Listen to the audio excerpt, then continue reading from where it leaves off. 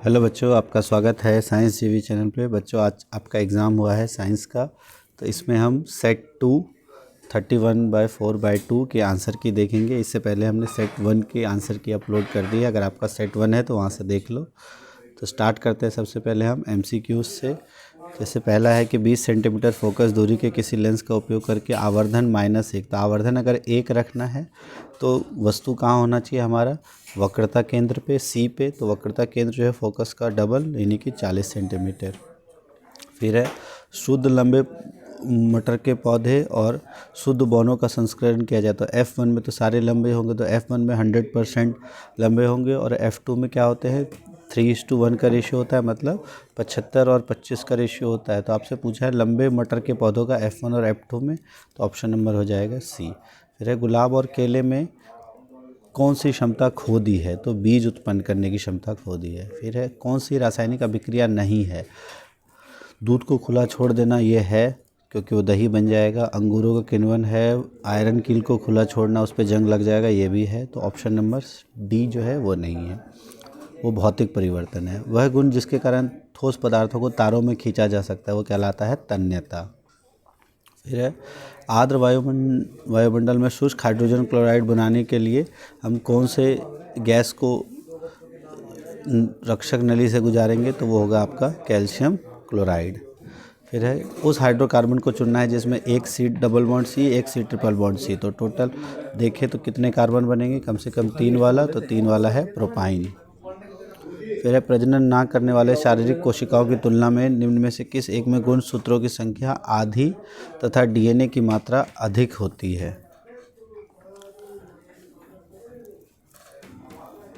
तो गुणसूत्रों की संख्या आधी इनमें से किस में होती है, नर युग्मक और मादा युग्मक दोनों में। तो ऑप्शन नंबर D इसका सही आंसर हो जाएगा। फिर है प्रोटीन संश्लेषण के लिए पौधों द्वारा मृदा के लिए कौन सा आवश्यक तत्व लिया जाता है, फॉस्फोरस, नाइट्रोजन, आयरस, मैग्नीशियम। तो प्रोटीन के लिए नाइट्रोजन की आवश्यकता होती है, राइजोबियम जो लेता है। फिर है तो इन ये जो सही कथन है कि लसिकाएँ वाहिकाएं लसिका के शरीर के विभिन्न अंगों तक ले जाती है और अंत में बड़े धमनियों में खुलती है, तो ये गलत है, अंत में शिराओं में खुलती है। तो ऑप्शन नंबर D जो है वो सही है। अब D वाला देख लो तो ये तो गलत है। अब C और B में देखें तो इसमें प्लाज्मा, प्रोटीन और रुधिर कोशिकाएं होती हैं, लेकिन लाल रुधिर नहीं होती, तो ये नहीं होगा। तो B और D ऑप्शन सही होगा। फिर आहार श्रृंखला में अलग अलग पोषी स्तर पर जैव आवर्धन में क्या चीज़ आती है, तो जो आपका खाद या उर्वरक हम इस्तेमाल करते हैं DDT, वो रासायनिक केमिकल्स जो है।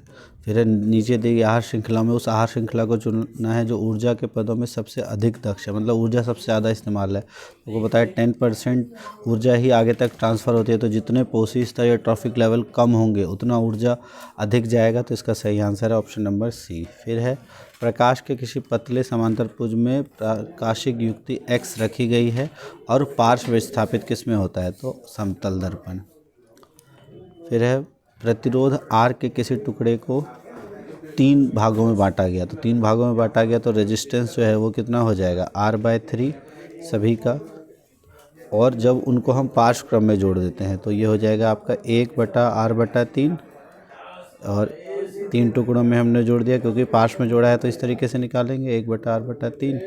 ये 3 3 3 ऊपर चला जाएगा, तो नीचे तो हो गया R, और ये 9/R, और ये है आपका 1/R'। तो आपको R/R' का निकालना है, तो 9/1 ऑप्शन नंबर D आंसर सही होगा।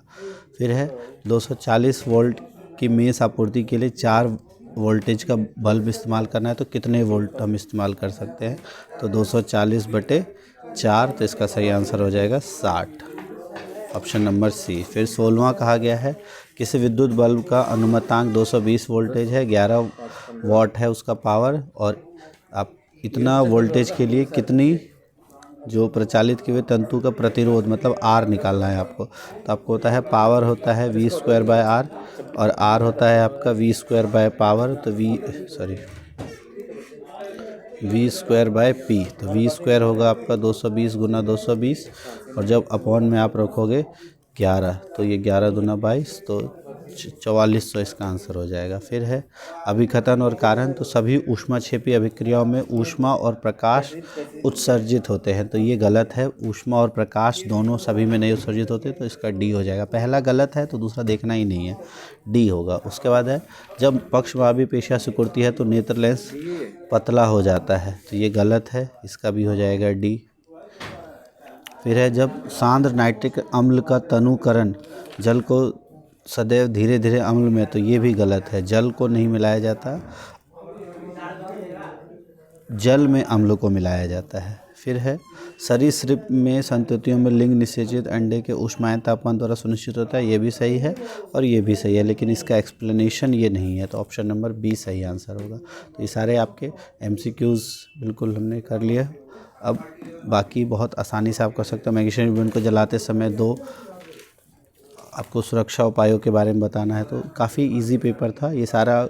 शाम तक आपको पूरा एक्सप्लेन पेपर ले आएंगे जो आपके न्यूमेरिकल्स वाले क्वेश्चंस हैं। बाकी वैसे पेपर बहुत इजी आया है आपका, F1 संतति वाला, F2 जिस जैसा आपको बताया था उसी प्रकार का आपका पेपर आया है। तो आप बताओ आपका पेपर कैसा गया है, कमेंट बॉक्स में ज़रूर लिखना। और क्वेश्चन अगर देखा जाए तो पेपर ठीक ठाक गया है, पिछली बार से पेपर इजी ही आया है।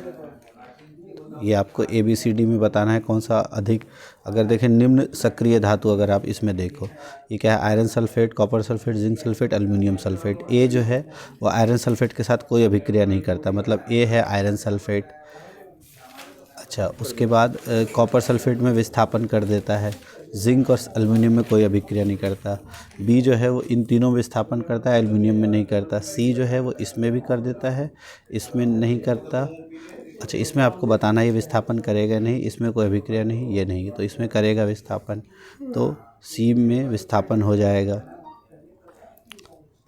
उसके बाद कोई अभिक्रिया नहीं, कोई अभिक्रिया नहीं, तो किसी में कोई अभिक्रिया नहीं होगा। तो जो सक्रियता अगर देखें तो डी की सक्रियता जो है वो सबसे अधिक होगी।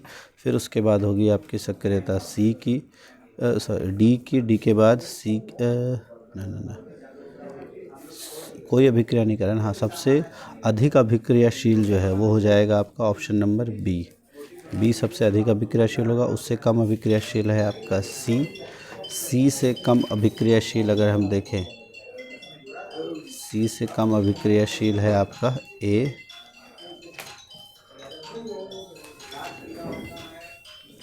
और तो डी जो है वो किसी के साथ कोई अभिक्रिया नहीं करता है, तो डी क्या होगा, सबसे कम सक्रिय, तो ये हो जाएगा आपका डी। तो इस तरीके से हम देख लेंगे, इसका और डिटेल में सॉल्व करके निकालेंगे। अभी जल्दी में हो सकता है थोड़ी बहुत कुछ गलती भी हो जाए। फिर इस आरेख में आपको इनके नाम बताने हैं क्या क्या है। ये द्विपरिसंचरण से रिलेटेड क्वेश्चन है। फिर ये 3 पदार्थ दिए हैं, इसके बारे में आपको बताना है प्रतिरोधकता को देख के।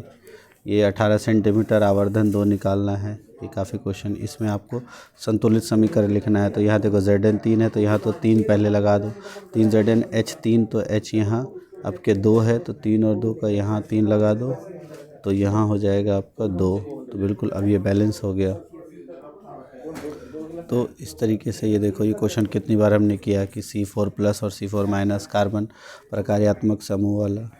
यहाँ I और जो O रखा है इसके बारे में हम देखते हैं, लास्ट में इसको अच्छे से सॉल्व कर लेंगे। काफ़ी इजी क्वेश्चन आया है आपका। कोई अगर डाउट है तो आप कमेंट बॉक्स में लिखना, जो क्वेश्चन समझ नहीं आया उसको हम कर लेंगे। तो ऑल द बेस्ट, और जब कमेंट करो आपका कितने मार्क्स आ रहे हैं। Thanks for watching science TV।